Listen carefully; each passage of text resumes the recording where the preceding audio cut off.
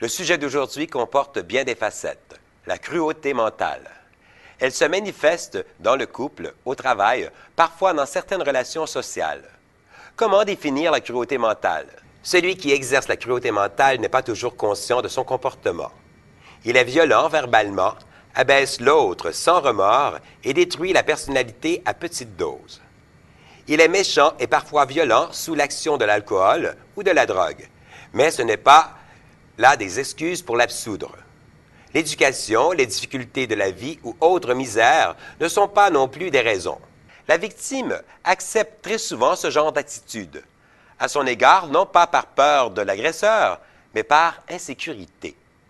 Elle subit tant et aussi longtemps que la tolérance n'a pas atteint ses limites.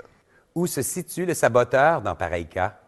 Chez la victime, car l'agresseur est souvent inconscient de son comportement. Que veux-tu dire? Il est sous l'emprise d'un problème psychiatrique, des drogues ou de l'alcool. Comment savoir si c'est un problème psychiatrique? Ce n'est pas le but des capsules de faire le travail des professionnels, et de plus, elles ne sont pas des thérapies. Le but visé est d'aider à l'épanouissement personnel en analysant les différents aspects du saboteur.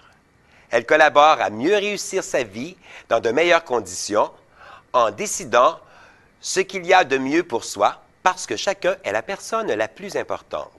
Je ne comprends pas comment une personne peut accepter un tel comportement de la part d'une autre personne. La victime se trouve ici dans un état d'esprit qui lui fait accepter les affronts ou le comportement de l'autre comme étant une situation sans issue. Elle se sent démunie face à l'avenir. L'amour aussi fait qu'elle endure plus qu'une dose tolérable. On croit qu'il changera, qu'il fera le nécessaire pour se reprendre en main, qu'il se fera soigner si besoin il y a, jusqu'au jour où l'amour aura disparu. Une des causes de séparation est la cruauté mentale. L'amour s'épuise et finalement, il disparaît pour arriver à l'anéantissement. La victime en a assez et décide de se prendre en main, même au point de recommencer à zéro. Est-ce le saboteur qui l'a empêché de passer à l'action avant? Je dirais que c'est beaucoup plus l'amour pour l'autre que toute autre raison. C'est fort, l'amour. En effet, si vous vivez ce genre de situation, évitez d'entretenir de la culpabilité sous quelque forme que ce soit. Reconnaissez que c'est votre saboteur qui tente d'influencer votre esprit conscient. La cruauté mentale se rencontre également au travail.